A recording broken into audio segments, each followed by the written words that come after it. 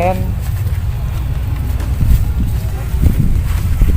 itu sosok orang yang selama ini selalu peduli sama sekitarnya, nggak pernah diam, selalu sopan, selalu tahu bagaimana memperlakukan orang lain dengan baik. Berita meninggalnya Glenn mungkin mengejutkan buat sebagian orang, seolah-olah terkesan tiba-tiba, dan mungkin teman-teman juga udah tahu dari keterangan keluarga, sebenarnya memang Glenn beberapa waktu terakhir udah berobat ke rumah sakit karena nyeri kepalanya. Bahkan dia masih menyempatkan diri untuk bisa aktif membantu pengumpulan dana untuk corona kemarin, bareng-bareng dengan Najwa, Narasi, dan teman-teman musisi lainnya. Yang pada hari konsernya harusnya dia ikut, dan hari itu dia harus dirawat di rumah sakit. Namun dia selalu minta gitu, untuk tidak menceritakan gitu, kalau dia lagi berjuang supaya sehat gitu. Dia nggak pengen ngerepotin orang lain. Saya bilang harusnya nggak begitu gitu. Nggak akan ada yang repot gitu, untuk membantu dia gitu. Dan dia selama ini selalu menjadi orang yang selalu hadir kalau setiap teman-teman yang lain punya masalah, teman-teman yang lain butuh bantuan, dia pasti paling depan.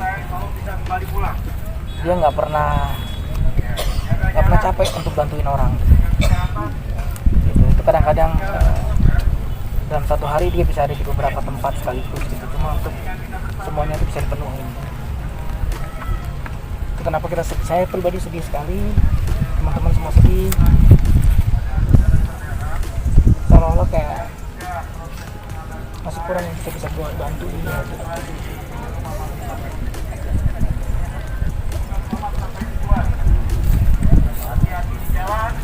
Saya demikian Mas Nanti, terus pendidikan Tri Lestari, bagaimana Tri Lestari?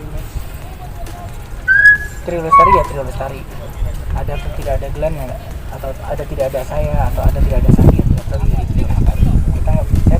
kita belum mikirin buat proyek itu ke depan seperti apa. Banyak rencana yang udah kita coba garap, udah kita susun gitu, tapi kan Tuhan berkata lain gitu. Tuhan punya rencana sendiri. Tadinya kita mau bikin album anak tahun ini, karena kebetulan Glenn juga anak yang baru lahiran. Kita mau bikin konser besar yang berikutnya gitu. Tapi ya semuanya sepertinya harus ditata ulang. Buat saya yang terpenting sekarang kan udah berpulang, mudah-mudahan dia mendapat tempat yang terbaik.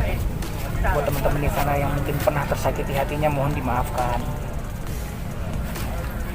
Untuk konser 25 tahun, apakah juga akan diganti dengan tribute untuk Glenn Fredly? Saya belum tahu. Ada single berjudul Selesai yang ditulis sama Glenn. Novi sendiri tahu tentang itu dan apa dibalik penciptaan lagu itu proyek pribadinya Glenn ya. Saya rasa itu juga liriknya tidak berkaitan langsung dengan ini. Tapi ya kadang-kadang kita nggak tahu, ada hidden message yang hanya beliau lah yang paling tahu gitu. Yang paling tahu terhadap lagu itu ya penciptanya sendiri. Terus dokter, meninggalnya beliau bertepatan 40 harinya Dewa. Anaknya seperti apa sih dokter? Masih dalam suasana bahagianya beliau.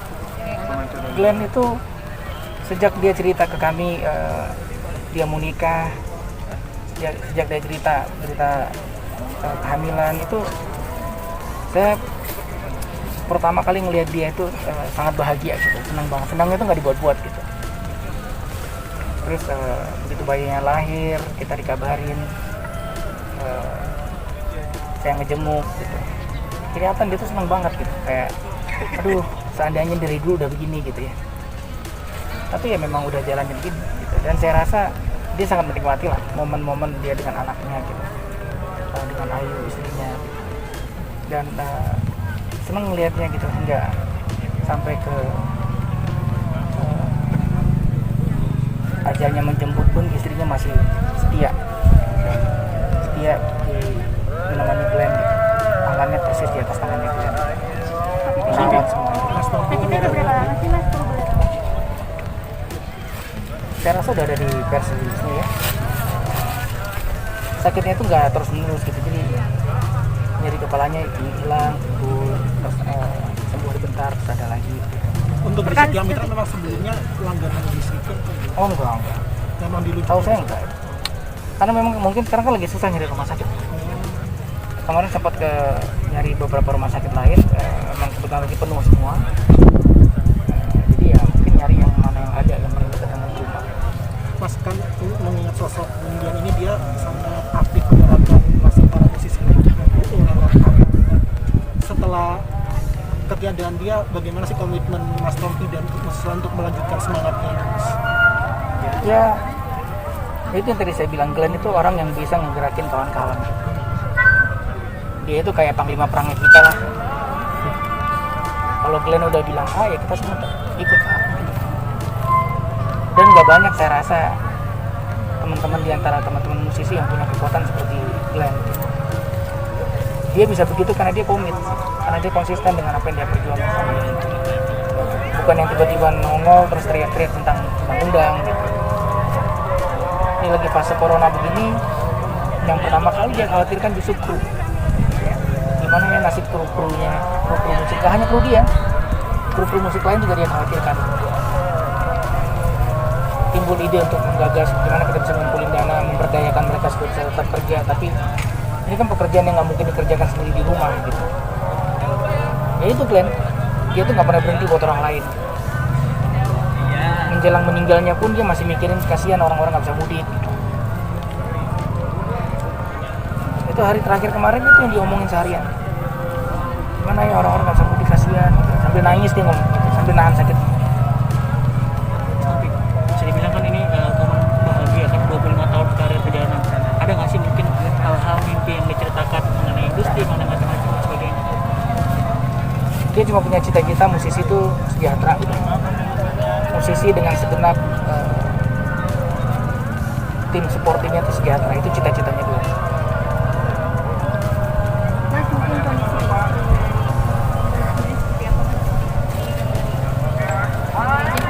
Istrinya orang hebat lah.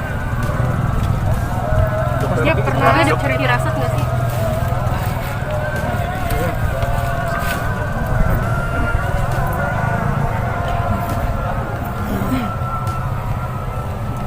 Mas Tompi, nggak pernah cerita nggak tentang momen Glenn Fredly menjadi seorang ayah, bahagianya sama Mas Tompi? Sama lah seperti bapak Anda bahagia waktu Anda lahir. Sama seperti bapak-bapak lain punya anak. Oke? Doanya mungkin dokter. Terakhir doa mohon didoakan yang terbaik buat Glenn dan anak-anak dan anak dan istrinya. Saya rasa kasih ruang sedikit untuk anak dan istrinya saat ini supaya dalam keadaan berkabung mungkin bisa lebih tenang. Mudah-mudahan keterangan saya ini cukup. Ya. Saya rasa demikian, udah azan juga ya. Sampai jumpa. Terima kasih, dokter.